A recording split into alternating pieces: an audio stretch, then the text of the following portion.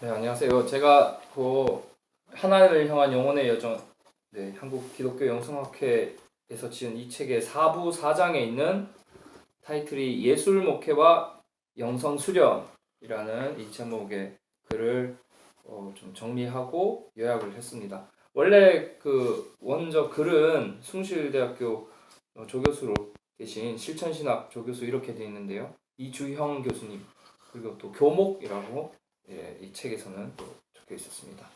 그래서 제가 서론에서 미학적 경험과 기독교 영성, 아무래도 타이틀이 예술 목회에 좀 방점이 찍혀 있다 보니까 기독교 영성과 더불어 이 저자는 예술 목회에서 앞으로 실제적으로 어떻게 할 것인가라고 초점을 결론을 향해 달려나가고 있었습니다. 이제 서론을 보면 이제 미학적 경험과 기독교 영성에 제가 따옴표에 붙인 글을 한번 읽어보겠습니다. 하나님의 계시가 인간에게 심미적으로 경험된다면 예술 표현과 미학적 참여 행위를 통해서 우리 영혼이 영적으로 변화와 성장을 경험할 수 있지 않을까라는 이 한 문구를 보고 이 글에 아주 이 한마디가 좀 결정적이지 않을까, 좀 요약적으로 하나님께서 우리에게 미적으로 계시가 경험될 수 있을 때 우리는 하나님을 찬양하고 하나님을 미적으로 표현을 하는데 이 하나님의 방식과 우리의 방식이 연결되어 있지 않을까라는 뜻인 것 같습니다. 첫 번째 문단을 보면 인간은 하나님의 신비한 은혜를 경험할 때 심미적 언어로 표현해 왔습니다. 신앙 감정론의 저자인 조나단 에드워즈는 구원의 은혜를 경험한 사람들은 영적 감각이 주어진다고 말합니다. 영적 감각이란 새로운 감각, 그 전에 있지 않은 이 감각입니다. 영적 감각의 궁극적인 대상은 하나님의 아름다움이며 하나님을 알고 그분의 뜻을 알아가는 인간의 방식인 미학적 경험입니다. 그래서 하나님의 아름다움, 하나님을 찬양하는 것, 그것입니다. 두 번째 문단을 보면 예술 표현과 미학적 참여 행위를 통해서 우리 영혼이 영적으로 변화와 성장을 경험할 수 있다는 질문을 해볼 수 있습니다. 예술적 표현과 미학적 경험이 영적 감각을 고양시켜 성령의 인도하심을 더욱 민감하게 수용하고 영혼의 변화와 갱신을 유도할 수 있는 영적 수련 방법이 가능하지 않을까라는 질문이 또 연결될 수 있습니다.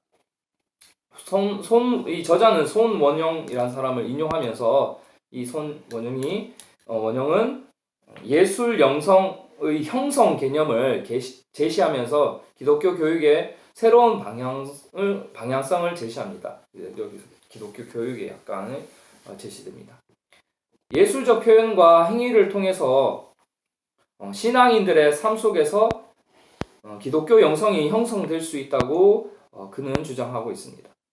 예술 영성의 형성을 목표로 삼는다면, 그것을 이제 목표로 설정한다면, 그러면 영성 형성을 위해서 구체적인 수련 혹은 실천 방법, 이 목표가 있으니까 이제 방법이 따라오겠죠. 이 실천 방법들에 대한 학문적 탐구가 논의되어야 된다고 저자는 논리적으로 저술하고 있습니다. 이것이 이 저자의 논문의 시작이며 핵심적인 내용과 연관된다고 말하고 있습니다. 다음 문단에서 이 논문에서 다루어질 부분은 다음과 같습니다. 첫째, 예술 영성 형성을 위한 기독교 영성학의 이론적 토대를 구축하고자 합니다.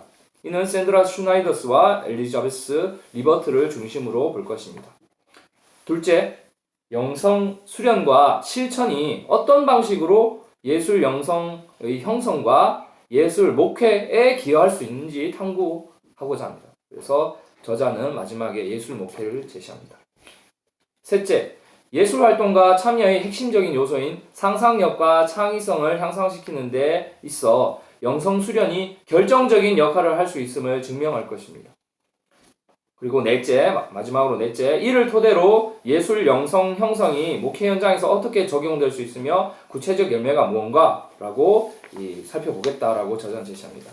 제가 이 저자의 원래 6제까지 있는데 조금 이제 그 편집된 걸 아시고 이제 이 발제물을 보고 궁금한 것이 있으면 찾아보시면 될 것 같습니다. 본론의 내용에 보면 이제 1번, 2번, 3번 총 이제 세 가지 챕터로 제가 본문을 구성했는데요. 첫 번째는 영성 수련의 기독교 영성학적 근거, 두 번째는 이나시오 영신 수련의 상상적 관상이 있고요. 세 번째는 영성 수련을 위한 예술 목회의 파트가 있습니다. 이 세 가지 중에 본론 첫 번째 파트 영성 수련의 기독교 영성학적 근거를 보겠습니다. 기독교 영성 안에서 영성 수련의 이론적 토대를 쌓아가는 작업은 예술 행위와 영적 감각 사이의 이론적 연관성을 구축하는 데 있어서 매우 중요한 출발점이라고 제시합니다. 그래서 샌드라 슈나이더스에 따르면 하나님에 관한 영적인 지식은 개인과 공동체의 영적 경험으로부터 시작되어야 합니다. 이 경험이 중요합니다.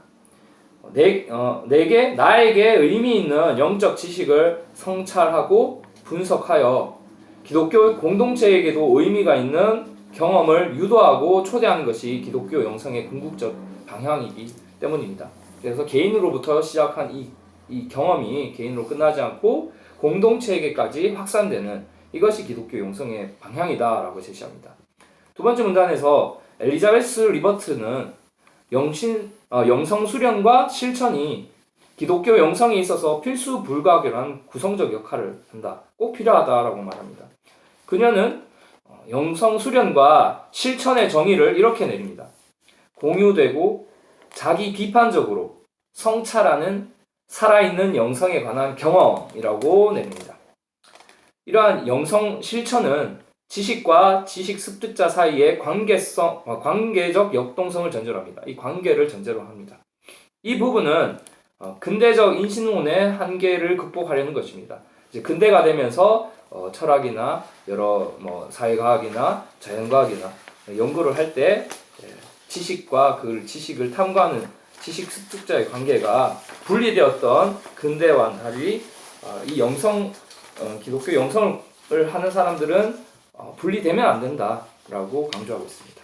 뒤쪽에 보면 이 페이지에 기독교 영성에 있어서 실천의 의미의 특징을 다음과 같이 정의 내릴 수 있습니다. 첫째, 기독교 영성 실천은 경험이 그 내용물이 됩니다. 경험이 바로 그 핵심 내용이 되고요. 두 번째, 영적 실천과 수련은 하나님에 대한 새로운 경험을 유도하는 것을 전제로 합니다. 그리고 세 번째, 새로운 경험은 하나님에 대한 새로운 실존적 지식을 제공할 수 있습니다. 네 번째, 기존의 교리적 가르침이 경험을 통해 체득된 실존적 지식으로 구체화되고 확장됩니다. 이제 교리를 통해서 우리가 교회에서 다녀온 사람들이 그것으로 끝나지 않고 자신의 실존적인 삶으로 구체적으로 표현됩니다. 다섯 번째, 이 지식은 개인과 공동체의 변화와 갱신을 주도하게 됩니다.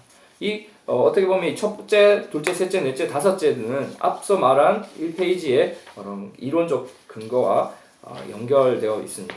두 번째, 이나시오 영신수련의 상상적 관상을 한번 보도록 하겠습니다.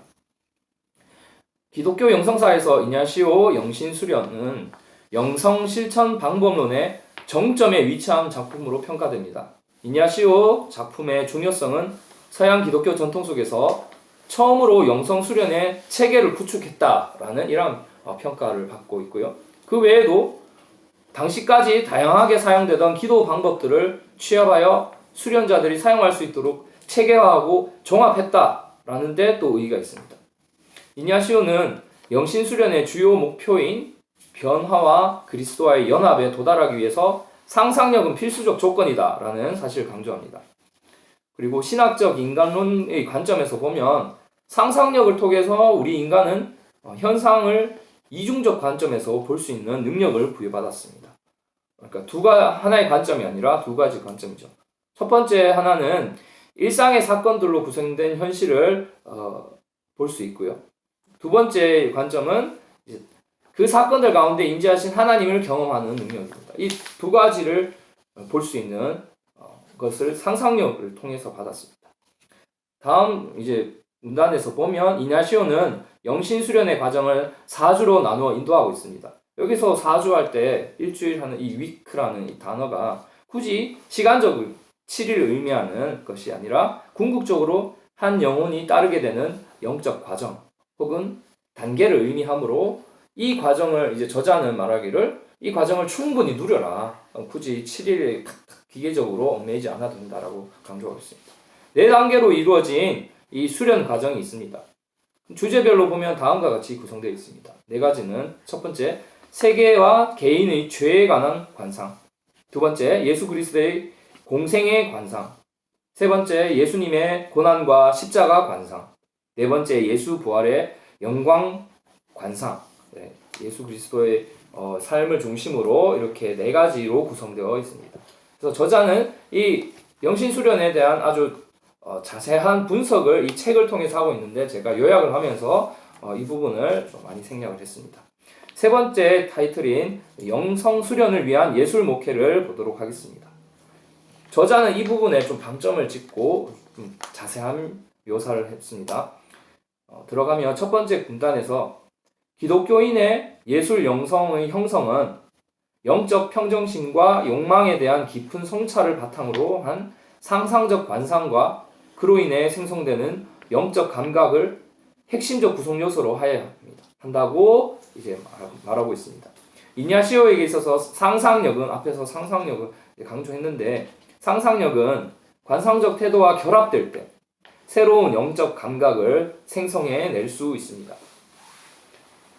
그리고 다음 문단을 보면 영신수련을 경험한 영혼에게는 다음과 같은 영적 지각과 미학적 인식을 기대할 수 있습니다. 첫째, 삼위일체 하나님 안에서 무한한 관계적 사랑의 연합이라는 연합이 창조라는 예술 행위를 가능하게 했습니다.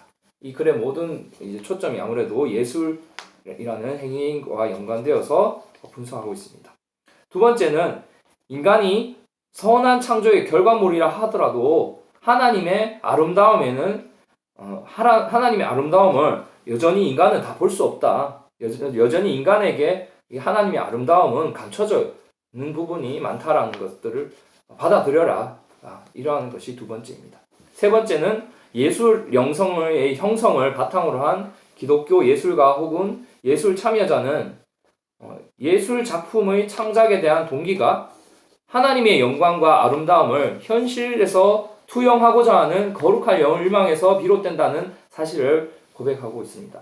이 동기 자체가 하나님을 보면서 그 하나님을 보면서 나타나는 열망을 내가 표현하고 싶은데 하나님을 만나고 하나님을 경험하는 이 경험을 이러한 맥락에서 예술 작품의 창작에 대한 창작으로 나타나는 겁니다.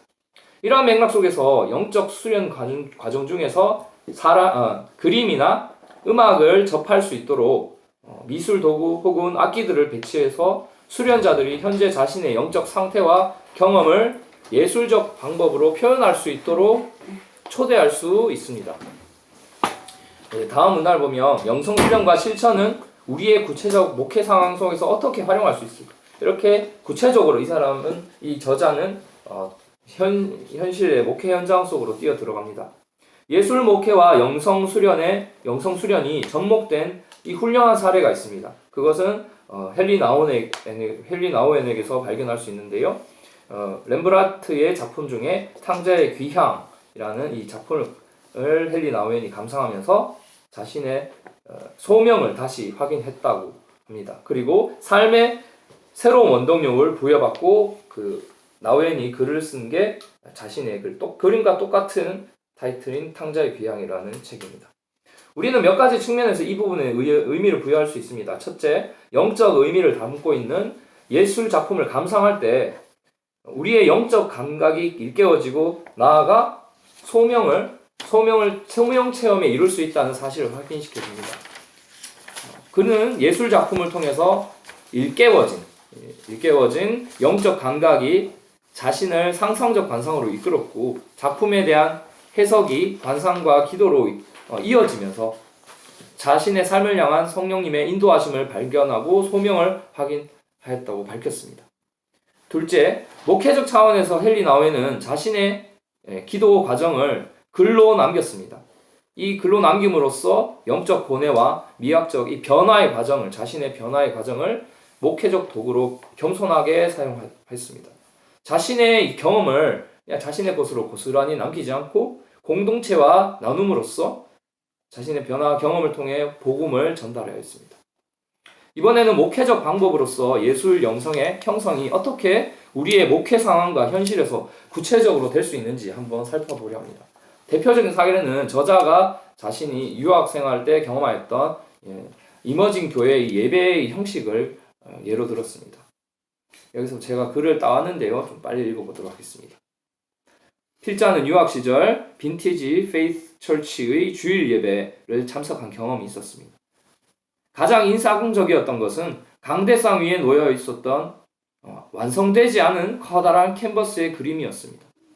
이것을 본 나의 궁금증이, 보통 이 강대상 위에는 저희가 십자가가 한국에서는 많이 이렇게 있지 않나요? 근데 이제 이 유학 생활하면서 저자는 이것을 본 나의 궁금증이 해결된 것은 놀랍게도 설교 시간이었습니다. 담임 목사님이 설교 시작하자 한 여성이 단에 올랐습니다. 그리고 그림을 완성해 가기 시작합니다. 설교 시간이에요. 이 과정은 설교 내내 이어졌는데 설교의 제목과 내용을 듣는 성도들은 직관적으로 그림의 주제를 인식할 수 있었습니다. 목사님은 4주간에 걸쳐 죄의 속성과 그 죄의 파괴적 영향력에 대해 연속 설교하고 있었는데 앞에 놓은 그림은 죄로 인해 그 여자는 이제 설교 동시에 그렇게 그림을 그리고 있었습니다. 죄로 인해 고통당하고 있는 사람들이 구원의 손길을 갈망하는 듯한 형상으로 그림이 채워지고 있었습니다. 목사님은 이렇게 말했습니다. 그 자매는 자신의 예술적 재능으로 예배를 드리고 있는 것입니다. 이렇게 말하고 있습니다.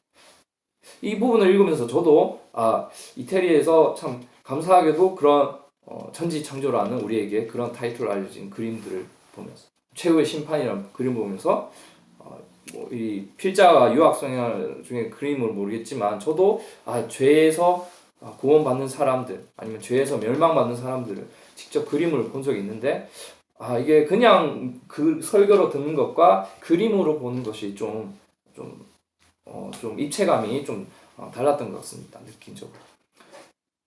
다음 단락을 보면 실제로 그 교회의 예배에서는 드라마와 영상을 포함한 다양한 형태의 예술 활동들이 적극적으로 도입되었고 예배의 형식으로 이해되고 있었습니다. 그렇게 그려진 그림들은 그 교회에 위치한 카페에 그림이 전시되었습니다. 카페에 전시된 그림을 교인들이 보면서 자연스럽게 그 그림뿐만 아니라 설교 때 그 그림이 그려졌으니까 설교 내용을 묵상하는 시간을 부여받게 되었습니다. 이렇게 영적 예술 행위가 공동체 예배 가운데 구현되었을 때 한 사람의 영적 감각과 상상적인 관상은 공동체적으로 공유될 수 있습니다. 요즘 휴대폰으로 공유하기 많이 하잖아요. 이 과정은 예배 참여자들의 영적 감각과 관상 속에서 영적 파장을 일으키고 예배 공동체의 영적 경험과 변화로 이어질 수 있음을 보여주고 있습니다. 마지막 결론을 보면 미래의 교회 교육이라고 제가 타이틀을 붙였는데요. 내용 보면 이렇습니다. 학문적 논의가 이제 시작되는 예술 목회. 이 예술 목회에 있어서 영성 수련의 의의를 처음으로 논의하였다는데 필자는 자신이 이 논문이 가지는 의의가 있다라고 강조합니다. 그리고 앞으로 신학적 발전과 공동체에 기여하기 위해서 논의되어야 할 게 있다. 그 탐구 대상은 다음과 같다라고 제시합니다. 첫째, 예술신학과 예술영성의 형성에 있어서 생태신학적 관점이 보충되어야 한다. 저희가 스터디 때 생태신학을 다뤘던 기억이 있는데요. 이게 보충되어야 된다. 둘째, 선교적 차원에서 청년 세대들의 영적 성장을 위한 예술 목회적 접근과 영성 수련의 방안을 모색이 필요하다. 청년들에게 필요하다라고 강조하고 있습니다. 감각적인 경험에 민감한 청년 세대의 이 영성 형성에 있어서 이 영적 감각 그리고 미학적 경험이 긍정적으로 영향을 미칠 수 있다라면서 이 두 가지를 던지면서 이 필자는 글을 마무리하고 있었습니다. 네, 여기까지 발제를 마치겠습니다. 재밌네.